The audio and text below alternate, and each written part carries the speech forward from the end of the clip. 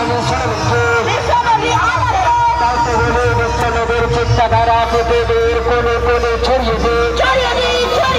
ভোলা মানুষ চলছে তারা ভুল পথে ভোলা মানুষ চলছে তারা ভুল পথে আজকে ওদের কিসের দিন আর আজকে ওদের খুশির দিন আর আজকে ওদের খুশির দিন আজকে ওদের খুশির দিন আপনি ঈদ পালন করেন